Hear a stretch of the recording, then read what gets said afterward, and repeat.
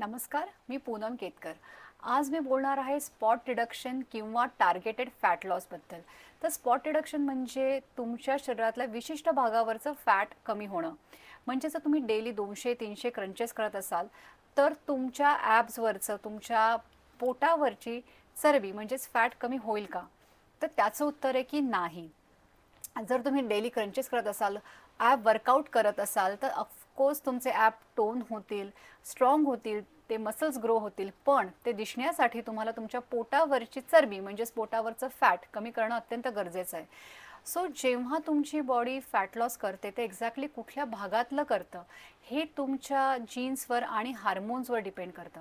So तुम्हाला जर overall tone body हवी असेल तर तुम्हाला तुमचं फॅट पर्सेंटेज कमी करणं अत्यंत गरजेचं आहे. तर ते कसं करायचं? तर तुम्ही बॅलन्स न्यूट्रिशन कॅलरी डेफिसिटसोबत फॉलो करू शकता किंवा तुम्ही वर्कआउटमध्ये वेट ट्रेनिंग ॲड करा, कार्डिओ ॲड करा.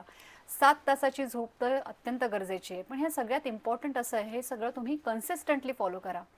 सो कन्क्लुजन असं आहे की तुम्ही स्पॉट रिडक्शनच्या मागे जाणं थांबवा आणि ओव्हरऑल फिटनेसकडे फोकस करा.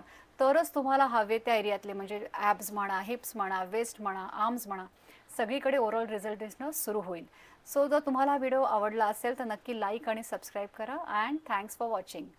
ग्रॅटिट्यूड.